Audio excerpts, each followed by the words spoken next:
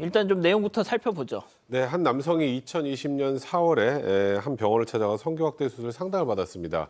근데 이 남성 같은 경우 이번이 처음이 아니라 과거에도 뭐 인공 진피 보형물을 삽입한 적 있다 이렇게 해서 의사한테 얘기를 했고, 그러니까 의사가 똑같이 그 과거하고 동일한 수술을 받는 경우에는 이제 스스로 만족도도 좀 떨어질 수도 있으니까 다른 실리콘 재질의 보형물을 넣는 것을 권유를 했고, 이 남성은 결국 수술을 받기로 결정을 합니다.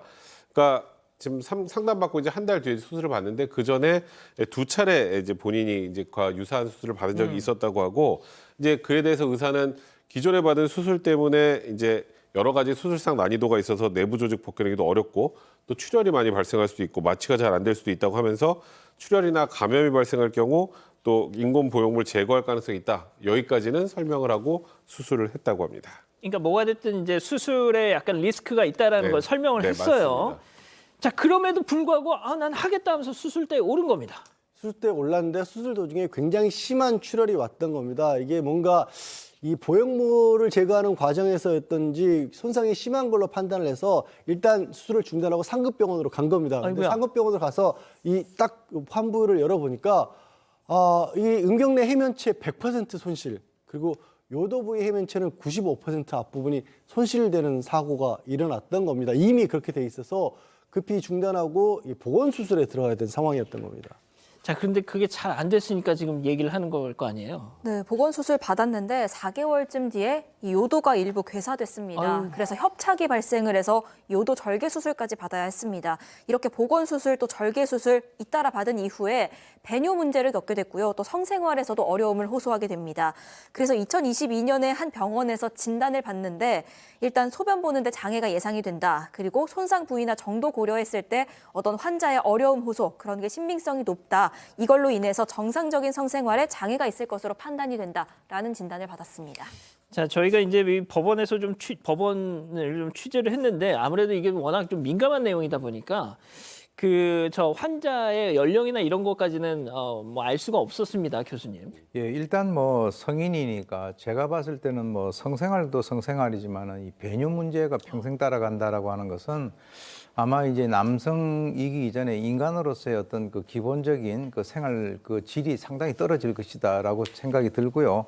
이분이 뭐 결혼을 이미 한 분이건 결혼을 앞으로 해야 될 분이건 자관 어쨌건 간에 이게 커다란 문제가 될 수밖에 없는데 실제로 이 남성은 이 확대 수술을 진행한 의사를 상대로 해서 5,700여만 원의 손해배상 소송을 제기를 했다라고 하는데요.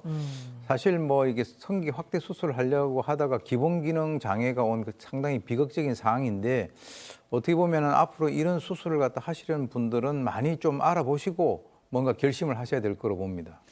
자, 이제 뭐 정리를 하면 이거예요. 이 환자 남성 확대 수술을 받으려다 오히려 절단이 됐고 남자로서 감당하기 어려운 치명적인 장애까지 생겼다. 너 의사 너가 책임져. 한 겁니다. 재판부의 판단은. 일단은 이런 경우에는 진료 기록 감정 같은 거를 통해서 이제 법원에서 판단을 하는데, 일단 첫 번째 의사의 수술에 일단 과실이 있었다라는 거 1번. 두 번째는 아까 제가 말씀드렸던 것처럼 뭐 출혈이 많이 발생할 수 있고 이런 고지했다고 했는데 다 고지한 게 아니다. 아이고. 이로 인해서 생길 수 있는 뭐 성기능 장애, 뭐 발기부전 등의 부작용이 생길 수도 있고 또 합병증이 생길 수 있다라는 부분은 고지하지 않았다는 그 두 가지를 짚었는데, 일단 무리하게 수술했다는 부분은 이제 수술을 또 시도를 해보니까 기존의 보형물하고 심하게 유착돼 있어서 굉장히 이제 이 구조를 파악하기 힘든 상태에서 무리하게 뭔가 내부 조직을 벗겨내는 시도를 하다가 결국 아까 양재열 변호사 말씀하셨던 것처럼 음경면체 100%를 절단해야 하는 심각한 손상을 입었기 때문에, 그러니까 수술 자체도 잘못됐고 사전에 고지 의무도 위반한 잘못이 있다라고 판단했습니다. 자, 그래서 원고 일부 승소, 그러니까 이 남성 일부 승소 판결을 내렸는데 뭐가 됐든 그래서 과연 이 병원 의사 측으로부터 얼마의 배상금을 받아냈느냐, 이게 핵심이겠죠. 체크포인트 짚어보죠. 2,400만 원 만 배상해라? 네, 일단 그중에서 정신적 손해에 대한 위자료가 2천만 원입니다. 의료상의 어떤 과실, 그리고 손상 정도, 치료 경과 같은 걸 고려해서 위자료가 결정이 됐고요. 여기에 더해서 이 남성이 지출한 치료비, 입원비 이런 어떤 재산상 손해가 있습니다. 그런데 여기에 대해서는 의사의 책임 범위를 60%만 산정을 했습니다. 이 수술이 애초에 좀 어려운 수술이었다. 이런 부분을 고려를 좀 한 겁니다. 그래서 이 남성이 지출한 치료비, 입원비 같은 것들이 총 770여만 원이었거든요. 이 중에 60%니까 460여만 원입니다. 여기에 위자료 2천만 원까지 더해서 총 2,460만 원 배상해라. 이런 판결이 나온 겁니다. 자, 교수님, 제가 마지막 질문은 양 변호사님께 그냥 여쭤보겠습니다.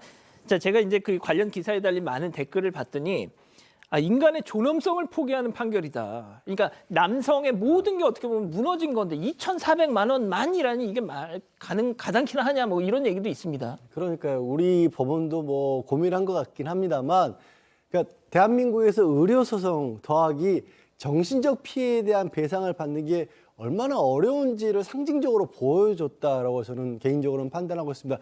이 2천만 원이라는 액수가 들으신 분들은 정말 화나시겠지만 2천만 원 받기도 어려운 게 사실은 대한민국에서는 현실입니다. 정신적 피해에 대해서는.